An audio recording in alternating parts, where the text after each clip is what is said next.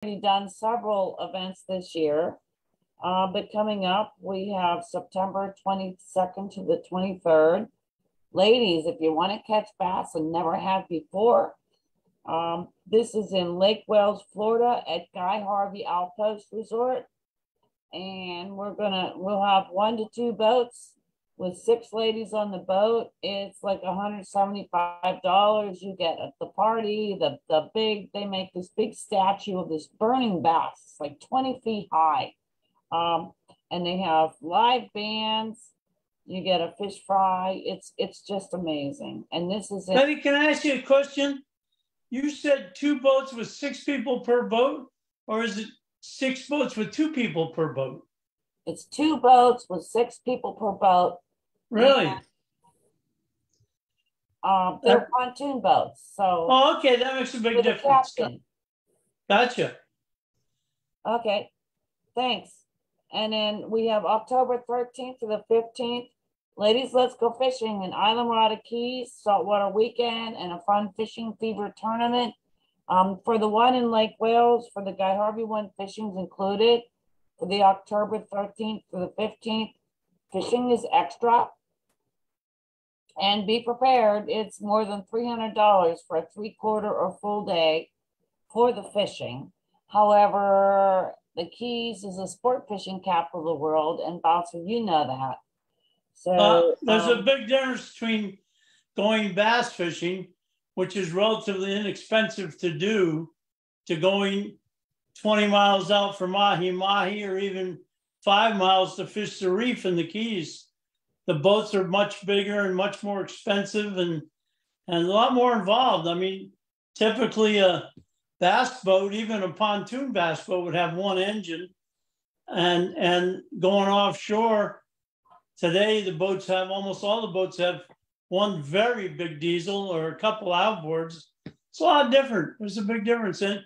And if you go on the inshore in the Keys, which you may be offering as part of it, those guys run 25 miles each way to fish a lot of times. So the expenses offshore are a lot different than bass fishing. Right, exactly. And what we're finding is if people are fishing inshore, it's almost the same price as offshore because there are less people to pay for the boat. Right. And people don't realize these captains have to pay for insurance, dockage. Insurance for a charter boat is way more than a personal boat. And that's what these people are doing all the time. And there are two parties, so the ladies can get to meet each other, and a full day seminar with Captains Lee Lavery, Jeannie Town, and Rob Moody's. Rob Moody's is going to be doing inshore. So Jeannie's going to be doing offshore. And then there's going to be an afternoon of hands-on practice. So you can learn to spin, cast, tie knots, net cast, fly cast. We've got the FWC coming. They're going to also be showing skills, and it's an amazing event. It's October 13th to the 15th, and I'm still working on a few other events at Hubbard's Marina and Bimini, but I've been pretty busy this year. Then we have November 17th to the 19th, St. Augustine surf fishing, and that's at the Guy Harvey Resort in St. Augustine. What date is that one? What's that? What was the date of that one? October 17th to the 19th. And the ladies can also opt for a golf cart tour for the Night of Lights when they light up St. Augustine from the rooftops to the ground. And it's really, really a fun event. And then they learn from Noel Kuhn, surf fishing. If you go on my YouTube channel, you'll see some of his techniques and those really big rods and how you use your hand to propel the rod. Your left hand propels the right hand to get, to really have a big, big cast. And St. Augustine is cool because people can drive on the beach. And so all that is on ladiesletsgofishing.com. So that and more is coming up. We'll be doing an online auction pretty soon.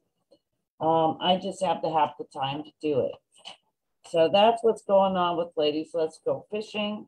And I want to share a screen here. Hold on one second here. Share screen. I want to give a shout out to our sponsors. I don't know if you all can see that, but these are our sponsors from Ladies Let's Go Fishing. If you go on Ladies Let's Go Fishing, you can see all the sponsors,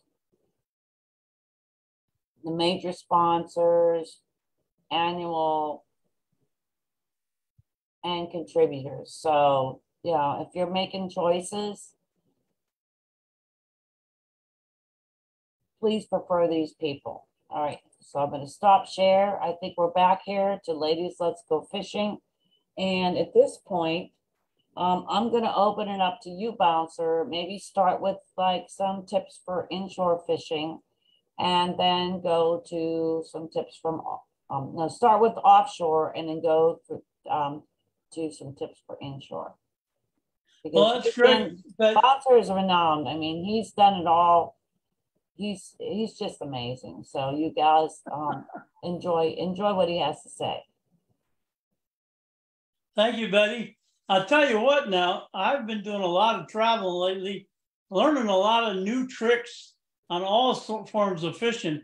On the offshore scene, one of the most important things that I learned in recent times was if you're planer fishing for wahoo, which is prime time of year this time of year, especially when we come around the full moon. But if you're wahoo fishing and you're trolling against the current, and it never dawned on me why, I don't know, but if you're trolling against the current and you've got your planer down there 50 feet, it may be below that strong northern current. And so your boat's water speed is, say, 7 miles an hour, 8 miles an hour, but your wahoo bait down where there's no current is only going 2 or 3 miles an hour because a lot of your boat speed is chewed up by the surface current. So your bait's moving very slow and the wahoo swims up and looks and sees what size hooks you got and whether you tied your knots right and decides not to bite. Conversely, if you're trolling with the current, your surface speed, which the water speed says you're going 6 or 7 miles an hour, now you add the current to your speed and your bait might be going along at 9 or 10 miles an hour. So then the wahoo says, wow, look at that bait running by.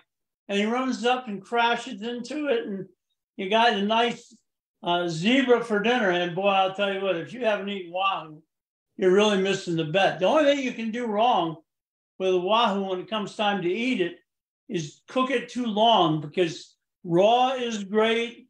Black and blue is great, and just barely cooked is okay. But if you overcook wahoo, it gets very dried out very quickly. Really a great fish. And another tip about wahoo is when you get the fish coming to, first of all, when they bite, don't stop the boat, because they go in big circles. And if you stop the boat, they'll come around and actually swim around on the other side of your planer. They might eat your planer or even the splices cutting through the water. So when you get a bite wahoo trolling, you want to keep going for quite a while and then never stop, but just pull the throttle back just enough so that you can muscle the fish into the boat. It's a great time to have a dual speed Penn International, because then you can push it into low gear and you get a lot more power with every crank. Line comes in slower, but much, much easier. And then when you get that wahoo real close to the boat, you want to accelerate. And if you want to have the best chance of landing that wahoo, go to a good, dependable tackle dealer and learn how to use a removable planer, because then you can wind the planer up to the rod tip, give the boat a little more throttle so there's no chance of the wahoo getting slack. You can lift the planer off your line and then wind them right up into gaffing range. That can make a big, big difference again in your wahoo, but very important right at the end of the game. Faster is better, slower is the kiss of death. Because if you slow down, they'll shake their head and throw the hooks out. or they'll dive underneath the motor. You want to be rapidly going forward and pulling them to the boat so you don't get into trouble. So that's wahoo. Another thing that I'm looking really forward to in a month is, the latter part of September, we'll start to see the mullet migration.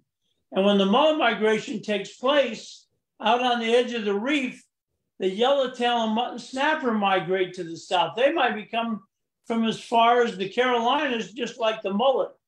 So that time of year, small to medium-sized live pilchards fished at the edge of drop-offs. As an example, the reef drops sharply from 50 to 90 feet. So right around 90 feet is a good depth to anchor up or spot lock and fish for muttons and yellowtails there. Or there's a real good reef edge in 120 feet of water. That's a real good spot to look for those yellowtails and mutton snappers. And especially at night, if not in the daytime, then where the reef drops from 40 to 60 feet, again, is another highway that those fish run down as they migrate. And you'll have intermittent action. You'll have red hot action for 10 or 15 minutes, and then you might not have anything for a half an hour. And then here will come the next bunch, and you'll keep accumulating fish. Very important to remember, though, the size and bag limits on anything you catch. And you can keep track of that at an app called Fish Rules. You can pull up the rules for your latitude and longitude, which your phone has a GPS in it, so it knows where it's at. Or you can tell it you're planning on going and you want to check the rules for state waters or federal waters, and you can find all that out again on the app, Fish Rules. So stay abreast of those laws, because you never know when that officer in the gray boat's not going to stop you on the way home. I have a funny story about that. I was doing a talk at Dusky Sports Center years ago, and it was just a couple days before the lobster mini season. And I told the people that when you catch lobsters, you save the antennas, and you just take a piece of the thicker part of the antenna, 2 or 3 inches long, and you run your leader through that antenna before you tie on your hook, and then you hook on your bait, and the mutton snapper swims up, and he sees a lobster antenna, which first of all, he loves the smell of, and he sees a chunk of ballyhoo or a live pilchard or whatever your bait is. So doesn't see the leader as well, and you get more bites. Well, this guy went during the mini season, and he saved all those antennas from his lobsters. And then before the regular season opened, he took all these antennas out to go bottom fishing. And the Marine Patrol stopped him. And they gave him a really hard time about all those lobster antennas he had on the boat out of season. It was a pretty funny situation. Fortunately, he talked his way out of it, or it wouldn't have been quite as funny, because goodness knows what they would do to a guy who was in possession of lobsters out of season. But that's another really key fishery. Another thing that you'll run into this time of year is when you're wahoo fishing or trolling on the edge, bally, you want to troll pretty fast. And as a general rule, ballyhoo will wash out really quick. Now there's 2 options to that ballyhoo. On the planer, a bonita strip or even a kingfish belly is more effective than just an artificial lure, because on the planer, fish like kingfish will actually swim up and smell it. So in those cases, a mullet strip or a bonita strip or a kingfish belly strip is the best way to go. But on the surface, the fish don't smell so much. And if you're having trouble getting natural strips, there's a new product out called Need a Strip, NEED-A-strip. And this Need a Strip, I started trolling them about 18 months ago. And you take a Need a Strip, which comes in a multitude of colors, and a small sea witch if you're using a small strip, or a bigger sea witch if you're fishing a bigger strip, and you have a beautiful bait that'll last all day. The only time it might disappear is if you catch a really big king, a barracuda or a wahoo. Then you might have to change your NETA strip from time to time, but they come rigged or unrigged. Really important.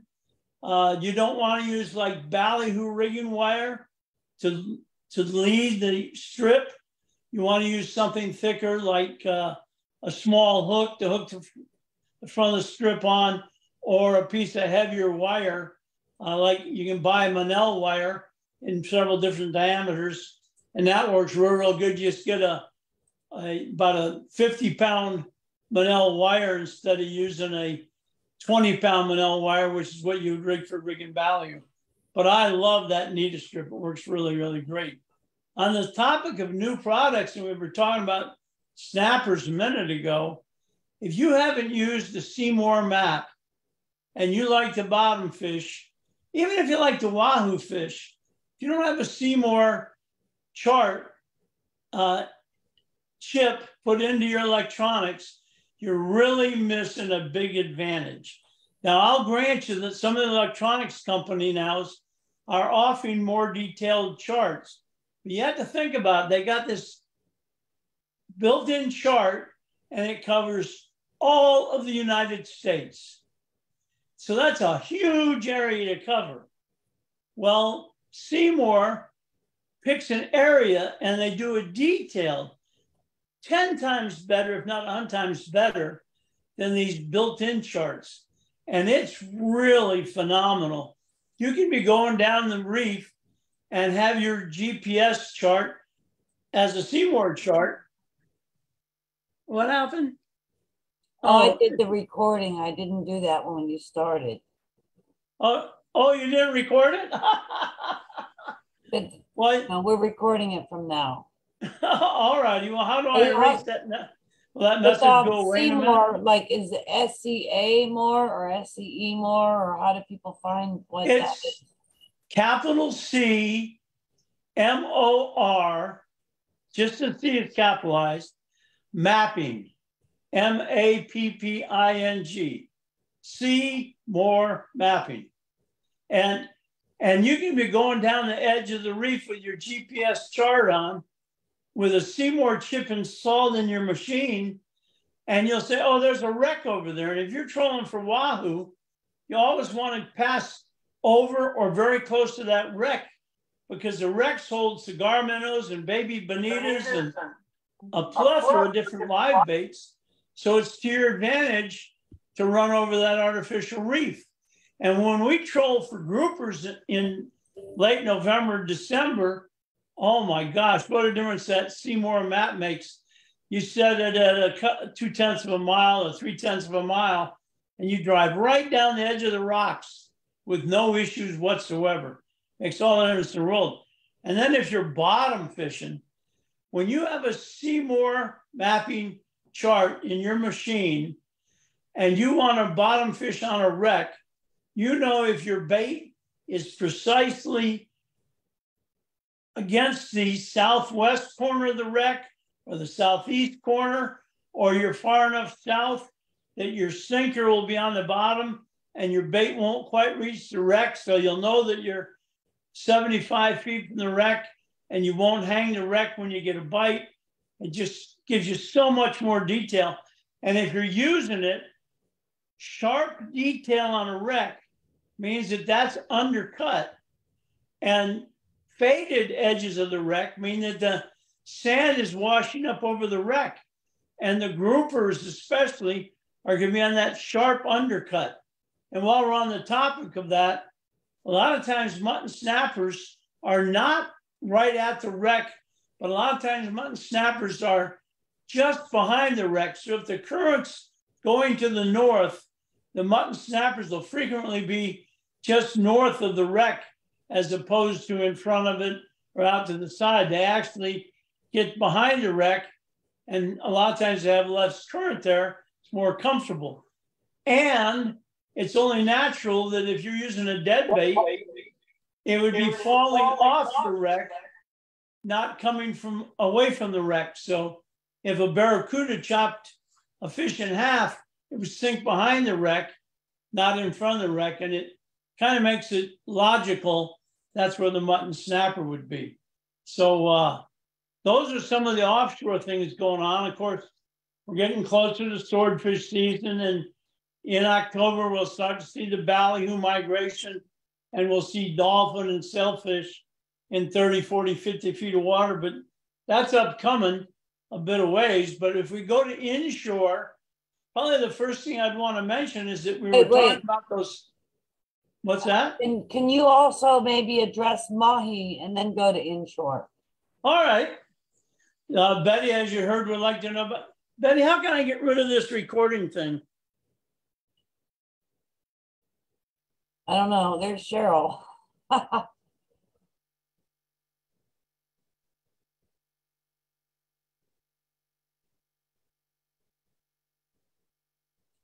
Did I lose you, Bouncer? Maybe I lost Bouncer. Let me view my gallery. Okay, I'm gonna have to call Bouncer and have him re-sign in. So give me a second, we'll get Bouncer back.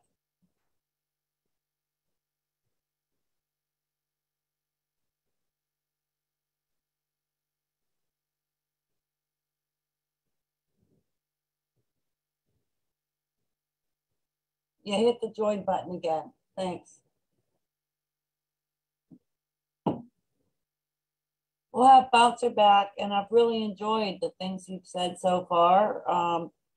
He's just a wealth of knowledge. He's always out there fishing and has so many years of experience. Okay, there he is.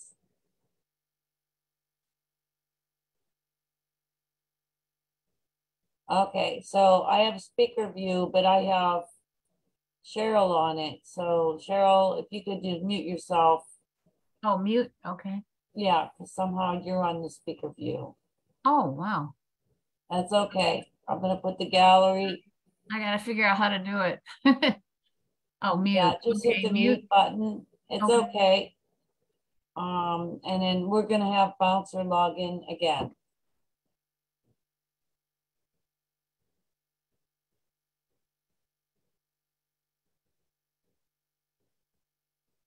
But while we're waiting for him, I could say a few words on mahi fishing. And one of them is when you're trolling and you have a mahi on, and maybe you know this already, but when you have a mahi on, keep one in the water because they stay with their friends. Yeah, it looks like Bouncer's coming on here, but you know, you'll be with the captain and you think that he wants you to pull in the mahi, but they'll tell you to leave it in the water and you'll be like, well, why is he telling me this? And that's because the mahi will stay with the other mahi. If you pull in that mahi, the whole school might leave. So Bouncer, are you back? Let me unmute you, okay? I'm going to ask you to unmute. I'm back. Oh, good. All right, great. What happened is my clamp on my holder was so close to the buttons on each side of my iPhone that when I touched my phone, it was shutting off my phone. I apologize. Well, you're back, and I started them a little bit on the mahi about why to leave one in the water. I heard that. You know, and then talk about like where are the big mahi and like what do you look for when you're fishing for mahi? Okay, well, first of all, I have good news for everybody. Frequently in the last several years, our early summer mahi fishing has been very disappointing. Conversely, our late season mahi fishing has been very gratifying. And we're coming into what we call the late season for mahi-mahi. So you have to take into consideration water temperature. And I understand that they've had water 97, 98 degrees down in the Keys, which is unheard of. Commonly to see 87, 88 degrees, but water in the 90s is crazy. But at any rate, when the water gets real hot close to shore, the dolphin move further offshore. The mahi-mahi will be sometimes 20, 25 miles offshore. And that's an inconvenience. But the way you go on a mahi hunt is you know that in South Florida, you're going to be dealing with the Gulf Stream current if you're fishing for mahi. So you always want to go out your inlet and bear a little bit to the right. Whether you're in Key West or Islamorada or Miami or Fort Lauderdale, bear a little bit to the right as you go out. So in Miami or Fort Lauderdale, you might run out on a course of 120, 130 degrees. And the first edge you'll come to changes from dirty water to clean water. And there will be days that that'll be a good place for mahi. If you continue out from there and you find a weed line and you start to drive down this weed line, which is collections of sargassum grass usually, but it can be blade grass, which comes out of Florida Bay. Generally speaking, blade grass is not conducive to holding mahi. In the wintertime, it will be, but not now, because then it's a question of there's a rip and the grass just happens to be there. With sargassum, it's a whole ecosystem. So you come to a sargassum weed line, which is a humpy grass with a lot of little balls in it to keep it buoyant. And you start to drive down that weed line, you usually troll down the east side of the weed line. So it'll be, as you head into the current, which is going to the south and more to the southwest and then the west as you get down the Keys. But the weeds will be on your right. And your baits will be skipping along in clean water as close to the weeds you can get without catching the weeds. Bear in mind that a mahi-mahi is more than glad to run 100 feet to eat your bait. If you attract him with the boat and teasers and stuff like that, he'll swim over there and eat it. So you don't have to be in the weeds to catch a mahi. But at any rate, so now you're trolling down this weed line and you get fairly close and you watch underneath the weeds and you don't see any little bait fish. You don't have any flying fish taking off and you don't see any birds searching up and down the weed line. We call that a dead weed line. Keep going. You need life in the weeds. So when you come to a weed line and you get close and you see little bait fish scurrying back and you see puffer fish making a wake on the surface or you see flying fish taking off from the boat, now you're on a live weed line and that's going to be a place you can drive for miles and you'll hit some fish and you'll hit a dead area and you'll hit some fish and you'll hit a dead area. And that's typical trolling for dolphin. Now, if that weed line is too crowded with boats, then you got to bite the bullet. First, you get your binoculars out, and then you get somebody in as high in the boat as they can get, not the binocular person, but another person, and they're looking for floating debris that they can see on the surface. The people with binoculars are looking for debris on the surface, but much more important, and it's why you don't want them too high, they're looking for birds just above the horizon. And you'll have any number of different birds out there. You'll have little tiny, little teeny terns that are not much bigger than a sparrow that aren't very conducive to quality fish because they'll eat the smallest glass minnows. And then you get your terns and they'll be the size of a robin. And they can be very indicative of quality fish. Here's the difference though. If any of those flocks of birds are traveling to the north, they're either on blue runners, very small dolphin, you might catch a couple eagles in there, but probably not very many, or they're over some kind of tuna, skipjack tuna, blackfin tuna, could be any number of different types, but they're not over quality size mahi. So if they're going north and you want to catch tunas, or if you like blue runner sashimi and you want to catch a couple of big blue runners, you might want to work those birds that are traveling north. But if you're fishing a mahi tournament, or you've got enough tuna, or you're mahi or bust, then kind of don't spend too much time on those birds that are running to the north. You want decent sized birds that are working to the south. And quite frankly, if those birds are down, up current of you, so they're south of you off of Miami and Fort Lauderdale, you may never catch up with them trolling. Those bigger mahi might be swimming south as fast as you're trolling south. And if you did catch up with them, you have to run them over before you present your bait. So if you see those birds and you see you're not catching up with them, wind everything up a minute, run out and around and get in front of those birds, and then put your spread back out. Not very far in front of them, just a little bit in front of them, but then those mahi will be coming up behind the boat and much better chance of catching those fish. If they're way out in front end, and frigate birds are notorious for this, you're trolling and you're trolling and you're trolling and just can't catch them. Wind everything up and run up there, maybe get even with them, put your spread out and then move over toward them. Might be actually the best maneuver that you can make. But the bottom line is those birds traveling south are going to be over billfish or they're going to be over nice sized mahi. And that's what we're all looking for out there. If you find floating... That's really, let's get back to the floating debris. That, can you tell them like what kind of lures you like to pull for? Well, let me go to the floating debris first. Yes. Because that was coming out of my mouth when you interjected your comment.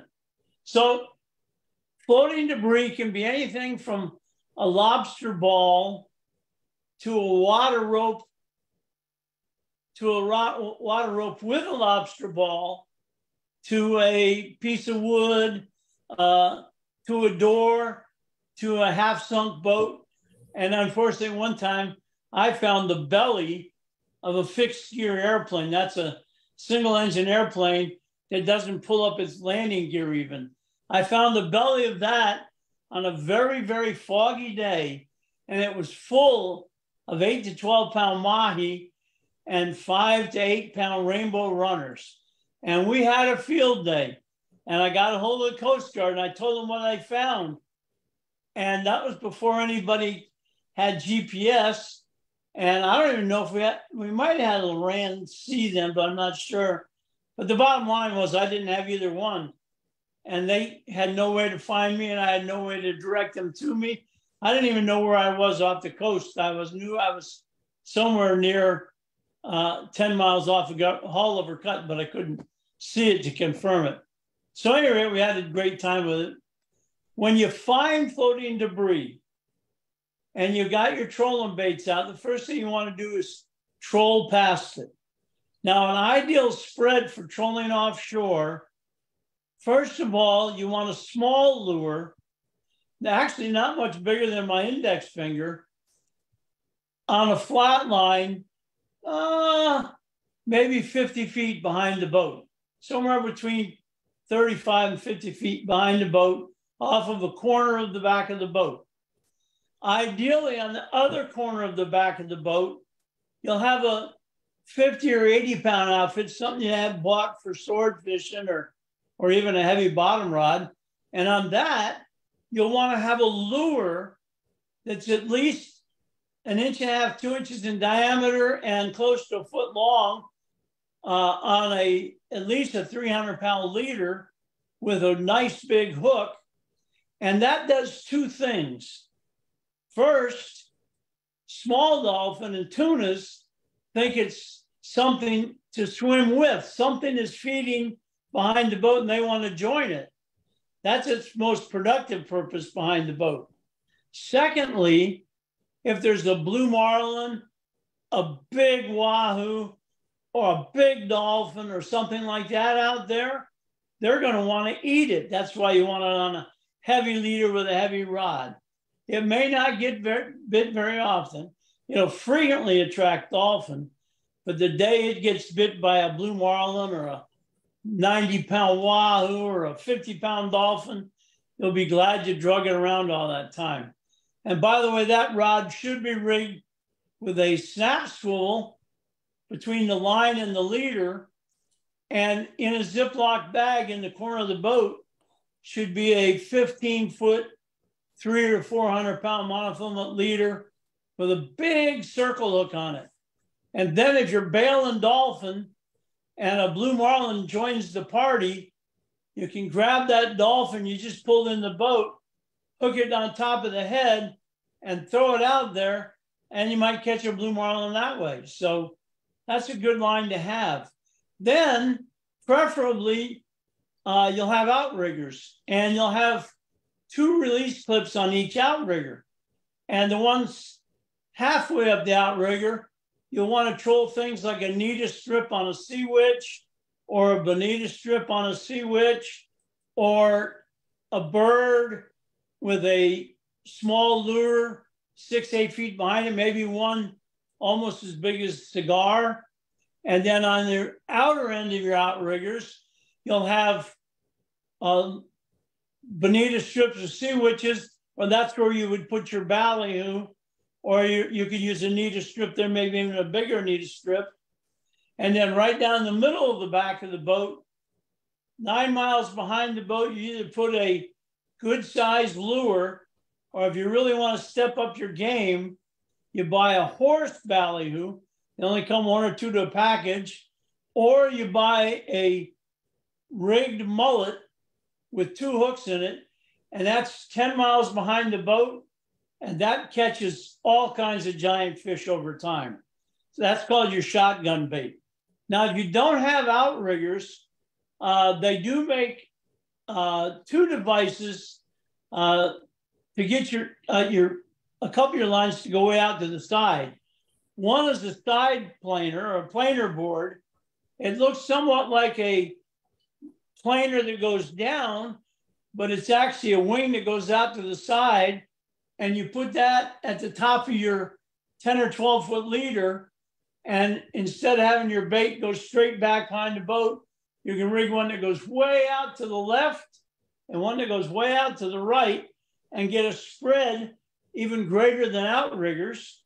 And then you can use the same setup halfway out on both sides, or if you're just out for the day and you don't want to get too involved, then you got that little feather behind the boat, and you got the big lure behind the boat, and then you got 2 ballyhoo or Nita strips or bonita strips with some kind of lures over their face.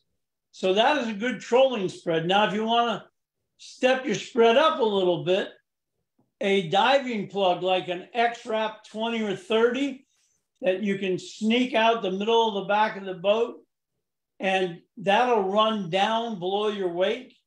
And that can be very effective, especially in hot summer months, because if that lure is just down 10 to 20 feet, the water's going to be much cooler than on the surface.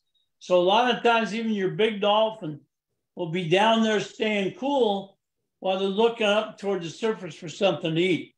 And it also is a great bait for wahoo. Now, there's a caveat to all this. Some days you'll go out there, and no matter what you do, everywhere you look is solid seaweed. You gotta go on YouTube, I guess it's called, and learn how to rig a weedless plastic bass lure. And you can get them in all different sizes, all different colors, but you can rig these. You put the hook to the nose of the rubber lure, and then it hangs out the belly, and you go up through the plastic lure, and then you bury the tip of your hook back into the rubber.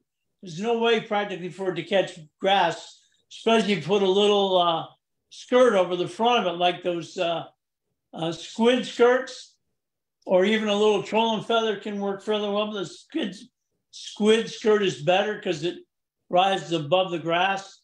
And you can drag those and have almost no weed problems.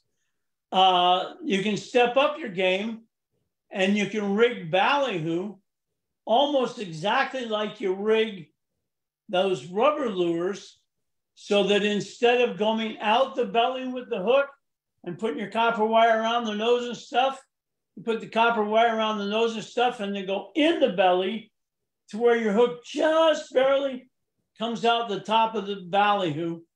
And that'll make it much easier to troll ballyhoo through the weeds.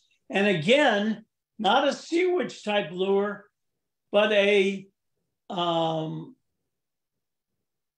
squid skirt over the nose of your ballyhoo has a hard time catching weed.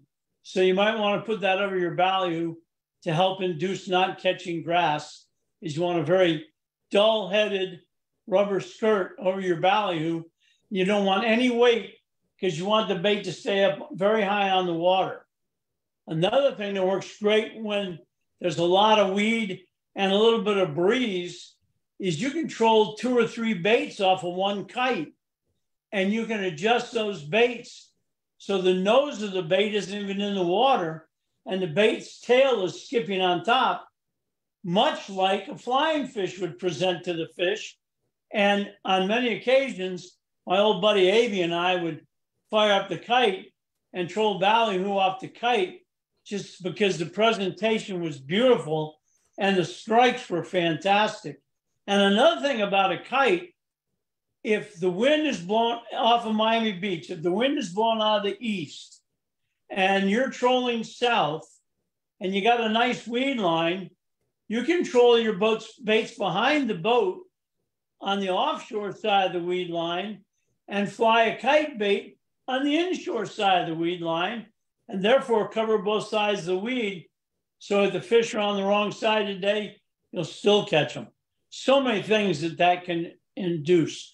But we got to get back to that floating debris, because we went by it with our trolling spread, and we caught one dolphin about 5 pounds. And as soon as you saw that nice piece of floating debris, in the corner of the back of the boat, you had a gallon jug that was either white or you had poured some red paint into it and swished it around and left the cap off and let the paint dry. Then you put just 2 feet of line from the handle of the jug to a 1 or 2 pound lead, and that sits in the back corner of your boat.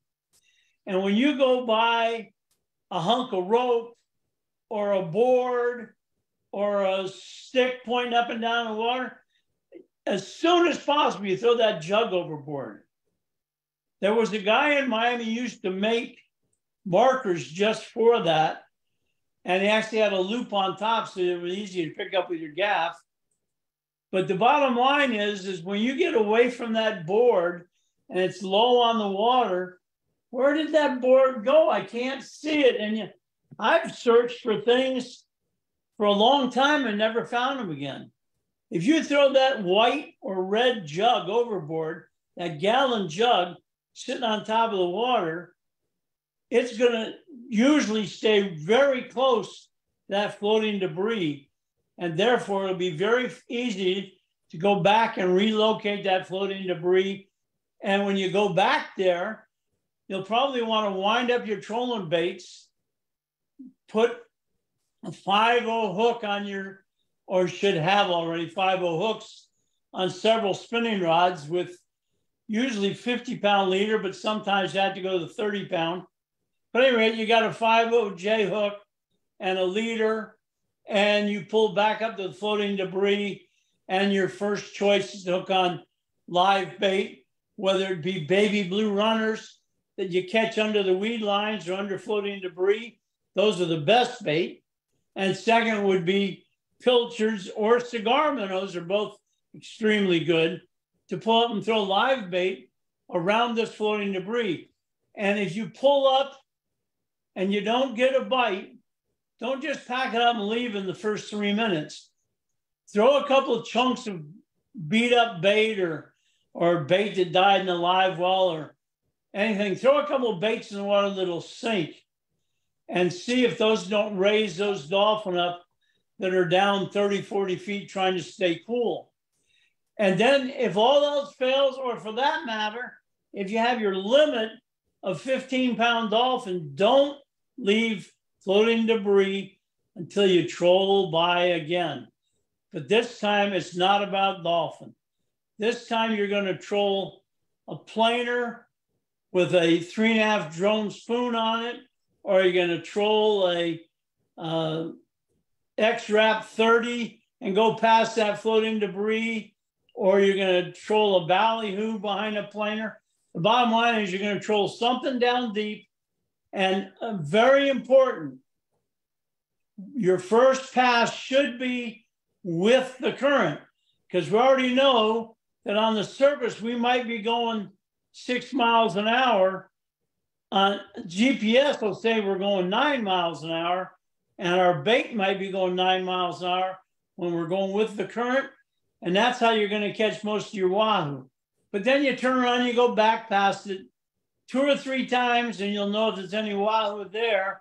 And that's the question, whether you want to stay there and catch 6 wahoo or 16 wahoo, because they can be pretty thick on that floating debris.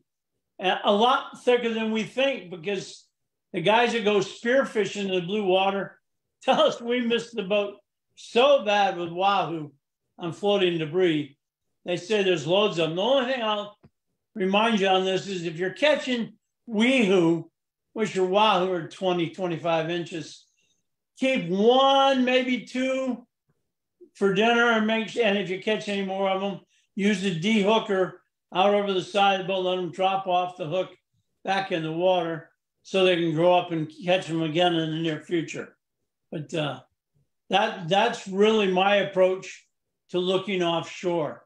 And I have found over the years, as a general rule, even if you think you have to run and gun, do that at 10 miles an hour with a couple of high-speed lures out, like trolling a couple of small feathers and a couple of big feathers. So you cover a good amount of ground, but you don't run past things and not get a bite from them. Because everything out there can catch a lure going 10 miles an hour. And it's much more efficient over time to travel at 10 miles an hour as opposed to running around at 40 miles an hour and watching your gas gauge dive to the bottom. So how do we do on the mahi there, Betty? Oh, I think that's great. Are you ready to move into some inshore fishing tips? I'm dying to move inshore because it's August now. It's a little bit early. Well, this is a great month. This is a fantastic month for snook on both coasts, especially along the beaches and in the inlets. So first and foremost, if you need to locate snook around the bridges or in the inlets, you should have an assortment of X-wrap 20s and 30s, and you might even want to have a couple of Magnum 15s. But then bottom line is you put a couple of these out and you troll along the jetties, or you troll along the bridges in different sizes for different depths of water. And you troll them on braid mostly with only a 5-foot fluorocarbon leader so you don't kill the diving ability. But that a lot of times will help you find a school of snook, which you may just want to catch your limit trolling, or you may say, oh, I'd love to have more fun. Well, there's no limit. That's right. Don't forget, this is August now. Every snook you catch, you have to release. So, but you'll find a school to enjoy trolling plugs. That being said, if you find some and you want to concentrate on them, and you might even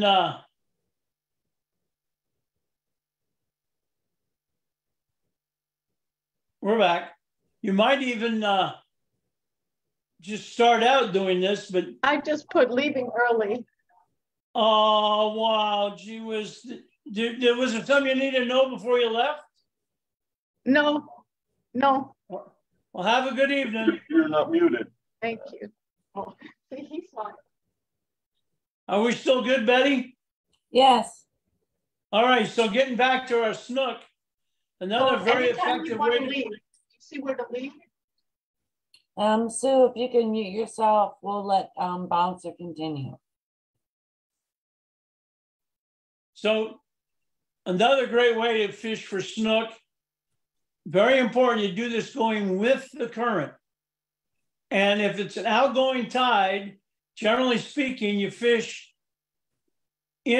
on the channel side of the jetty, up against the jetty, and you want to fish 2 pinfish. One hooked right behind the head with no sinker, and one hooked through the lips about 3 feet behind a 2-ounce egg sinker. And it's best if that egg sinker is rigged between 2 swivels about that far apart, so that wherever the sinker goes, the pinfish has to go. Because it might be a herring or a mullet, and you drop the sinker down, the herring or mullet swimming on top. You want to make sure that when the sinker goes down, the bait goes with it. So you put a swivel on each side of the sinker. We would rig those on 100-pound tests, and they'd only be 6 or 8 inches long with the sinker on them. And then you put a 3-foot leader behind it and hook a bait through the lips. And we're talking about pinfish right now.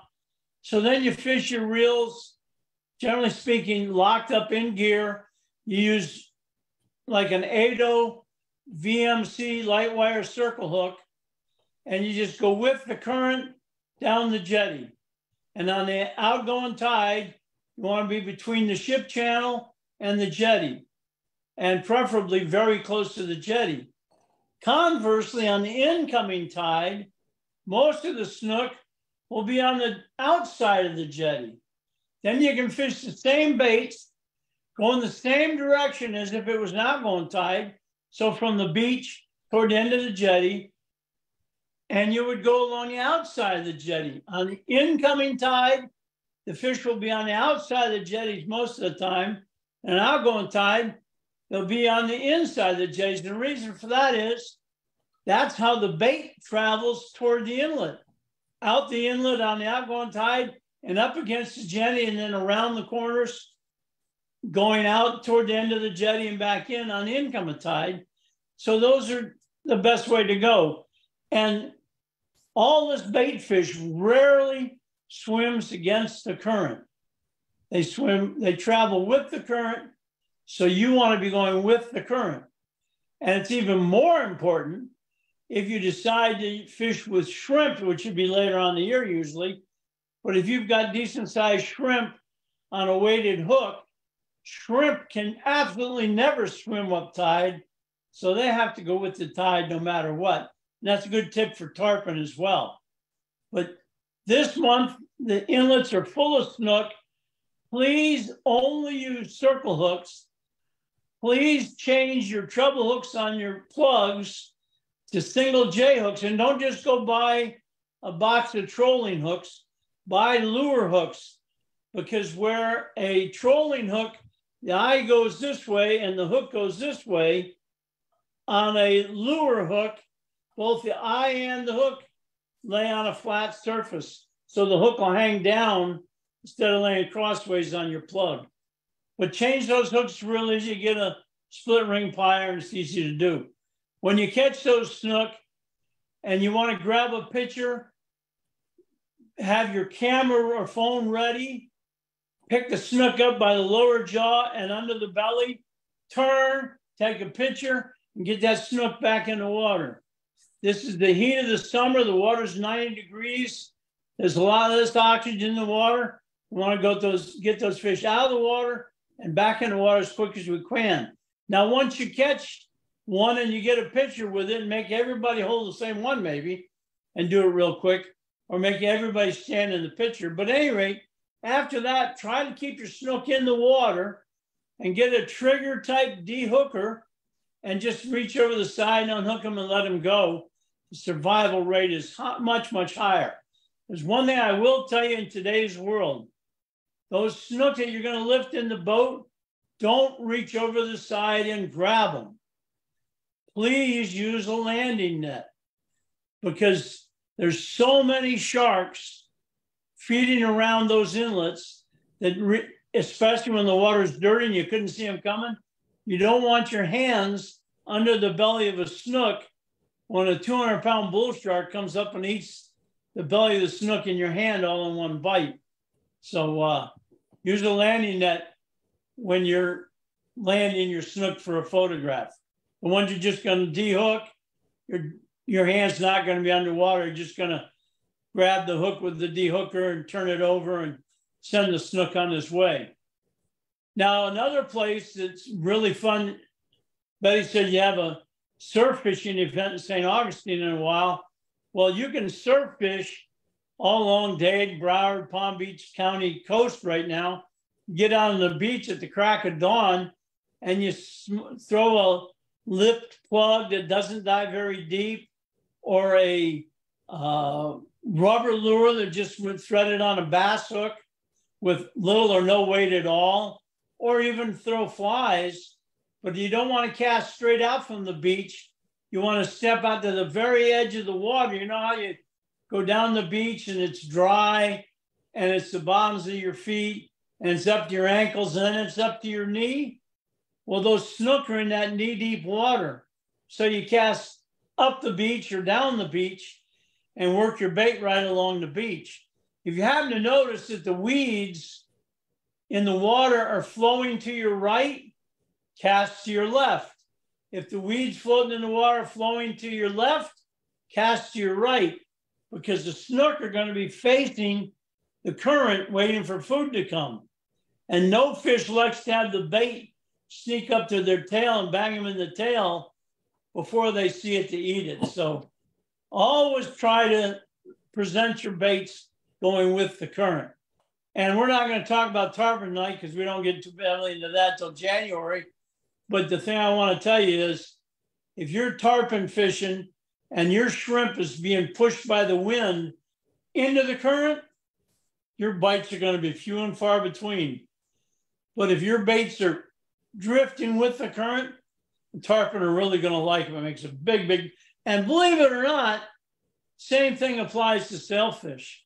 If you're fighting a real heavy wind that doesn't allow your baits to go with the current, or if you have to drive into the wind to keep your kite up, and it drags your bait against the current, you're going to catch less fish than if you get your baits to go with the current. I won the last Miami Billfish tournament solely on the fact that I told Abby, to heck with the kite, we're going to fish flat lines and drift with the current. And we would go right through the fleet, catch a sailfish or two, run back, drift through the fleet, catch a sailfish or two, and they're all there dragging their kites against the current because there's no wind, scratching their heads. How come we're catching so many fish and they're not? So let that be a lesson learned. You'll be out fishing everybody with tricks like that. So that's snook fishing on the beach and in the inlets. In September, you're going to get big runs of mullet, especially the latter part of the month. And if you can catch some mullet and go to the inlet on the outgoing tide, when there's no mullet around, the snook and the tarpon will be so glad to see your mullet. They won't even care about the fact that there's no other mullet around. But if you're there and there's 10 bajillion mullet, your mullet looking like all the other mullet may not get bit.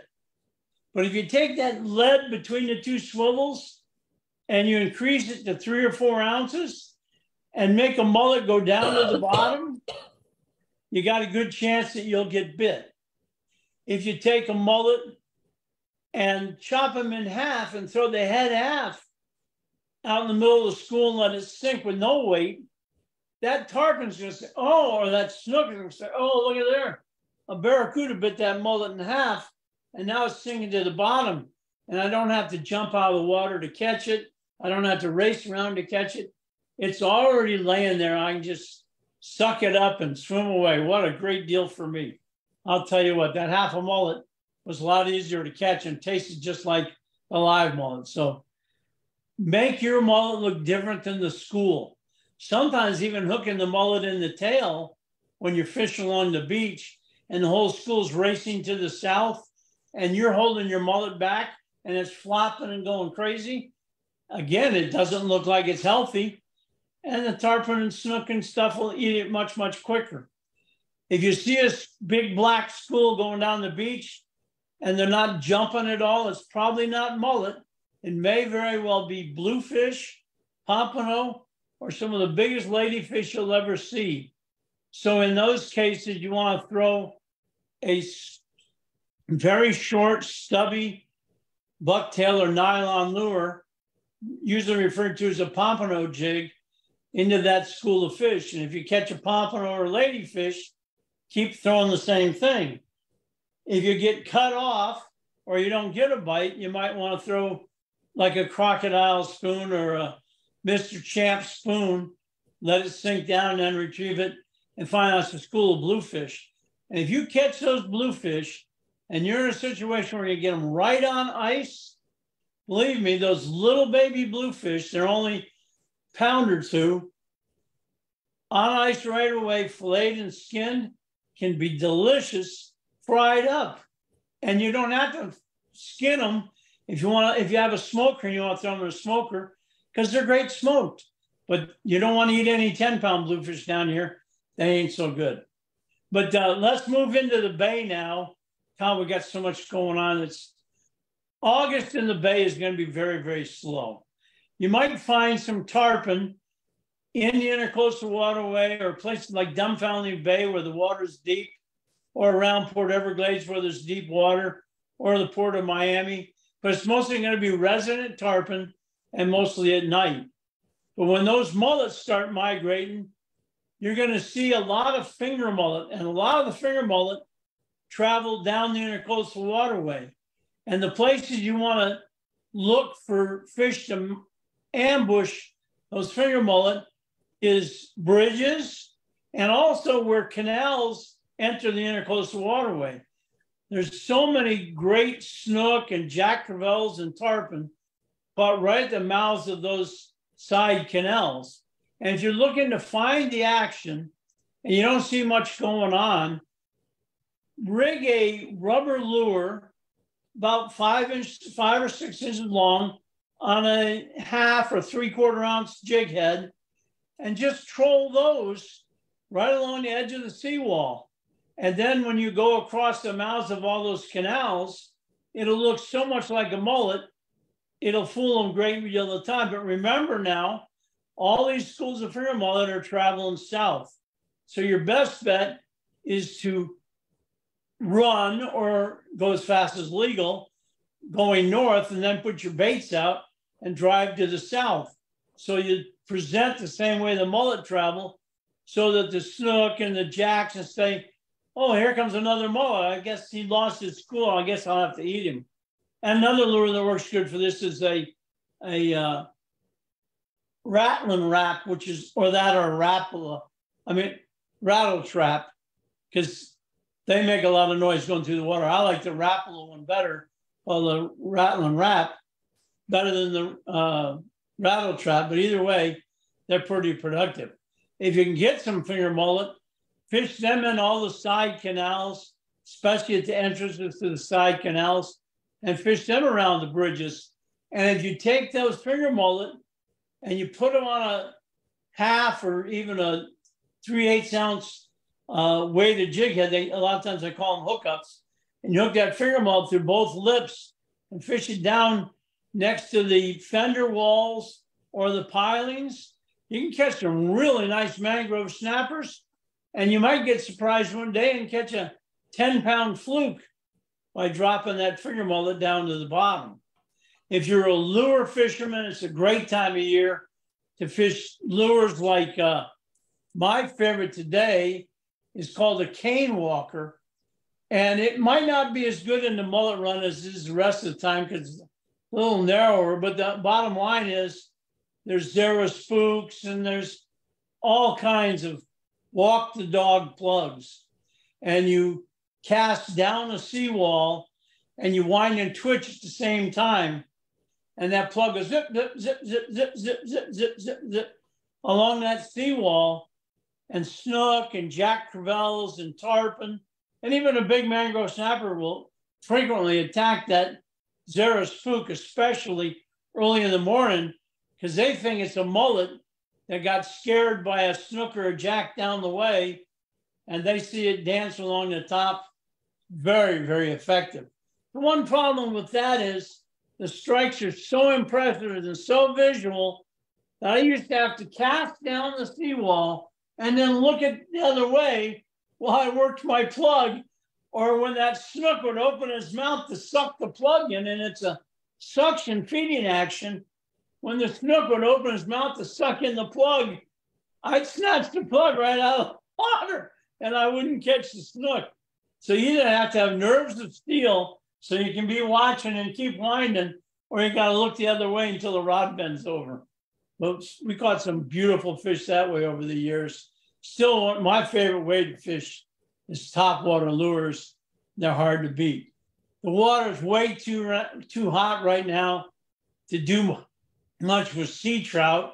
But as we get into October, the bonefish, the sea trout will get better. And this is a good time of year to fish permit on the flats.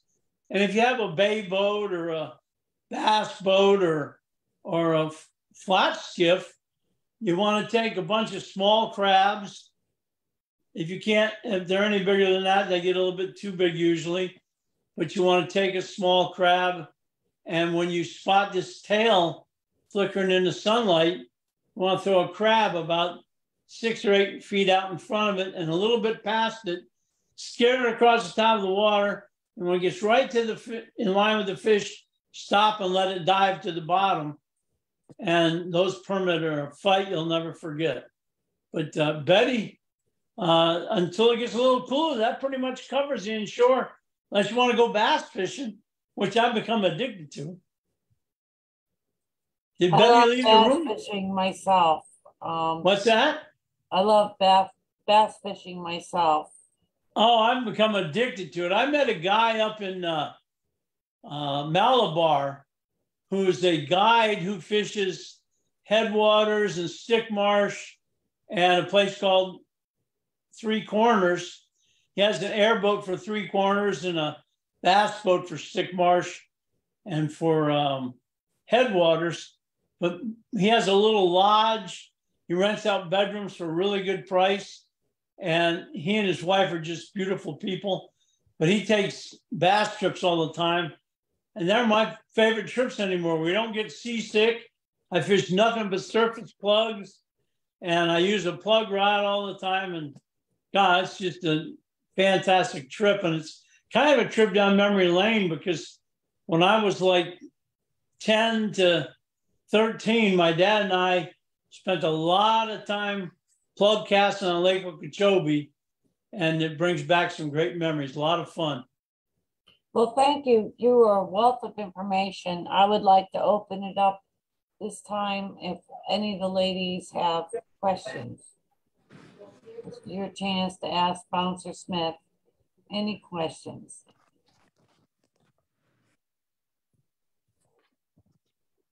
Not very many questions coming there, Betty. They all got their phones muted. Well, you can unmute your phone. I thought it was very informative. You've been out there for how many years? Well, I was a charter captain for 54 years, and I fished my whole life growing up, and I'm still fishing frequently. I'm fishing from North Carolina to the Keys and back up the west coast of Florida all the way up to Mexico Beach and having a blast in all those places. If anybody ever needs the name of a guide in a lot of those places, I can help you out. Just reach out to me and I can give you the names and phone numbers of some really top-notch people. And you've produced a book. How can people see this book? And then any wants to ask that question, please do. We're in the final stages of book number 5, and all of my books are available on Amazon for reading on your Kindle or getting a paperback book. And in my opinion, if you ever want to know how charter boatmen live, it's a great way to find out. And like I say, book number 5 is coming out soon. It'll be the first one with colored pictures. And it has what I've been doing the last couple of years and a collection of some of my best stories from books in the past. Okay, does anybody have any questions? Raise your hand. If you can't unmute yourself, I will try to help you. Hi, this is Wanda. I think I'm unmuted. Yes. Yeah, Wanda, we can hear you good. Hi, I was just wondering, I'm doing the October trip and I was wondering which fish we would be lucky enough to look for then. That is the Isla Morada trip? Yes. That could be some of the best mahi fishing of the year. It's generally a very good time of year for the tuna on the humps. And the inshore fishing could be completely and the reef fishing, because those muttons or yellowtails are migrating south. And the inshore fishing could be going crazy with finger mullet and catching snook and redfish and trout. Or it's a great time for those bonefish because the water's cooling down. It's just, Betty couldn't pick a better time to go to the Keys. Very few people and just great action everywhere. That's what I want to hear. Thank you. Betty, do you know if your trip falls near the full moon? It's October 13th to the 15th. I usually try to schedule it around the full moon, but I also have to schedule it around tournaments and things like that. Yeah, I know that's right. But anyway, if it happens to fall near a full moon, especially, there could be pretty good wahoo fishing at the same time. But wherever you go on that trip, you should have some of the best fishing you could ever ask for, because it's really a great time to fish in the Keys. I can add, one year we had a boat that released 7 sailfish, and you know, they're coming in at that time. So you just don't know. You could catch bottom fish, sailfish, all kinds of things. So one of the neat things that's one of the things that's very common in like places like Island Rod and stuff, you see a lot of boats with a bucket full of yellowtails and a couple of sailfish all on the same trip, because they put some kite baits out or even flatline baits while they're yellowtail fishing, and they're fishing right on the edge of the reef. There's some guys in Miami that anchor or live bait with baits on the bottom and on the top that have the same results, but it's nowhere near as common as it is in the Island Rod area, to where you could catch a sailfish and a bucket of yellowtails on the same trip. And with the ballyhoo migration, you're allowed to catch a 20-pound dolphin in there as well. So it's a fun time of year. You never know. You can't catch them if you're not out there. They never bite on the couch, Betty. I can tell you that. Any other questions for Bouncer? I've learned a lot. Go ahead, Rita. Yeah, I don't know how to do the little hand thing on the computer, but anyway, I use my own hand. I'm going on the bass fishing. I've never been bass fishing. I guess it's the Lake Kissimmee. I guess, what else might I catch if I catch anything other than bass? Like, what else is there? Well, I'm going to presume with 6 anglers per boat that you're probably going to be fishing live shiners. And there's quite a variety of things you could catch. The target species is largemouth bass, but you could also accidentally catch a snook. Mudfish are quite common. Gar can be a nuisance. And if you have small enough shiners, it's even conceivable you could catch a crappie on your bass bait. So, but it's going to be mostly largemouth bass. It's almost all catch and release, but every once in a while, somebody will get in a few crappie, which are really good eating, and go with that diversion. And it's an interesting question about snook in Lake Okeechobee, or in that chain of lakes, because I don't know whether if you caught a snook there, whether it'd be legal to harvest it or not. And it's a good question for the guide. He would know. Okay, thank you. Bouncer, you've been a wealth of information, and I always learn from you. Really appreciate you sharing your time here with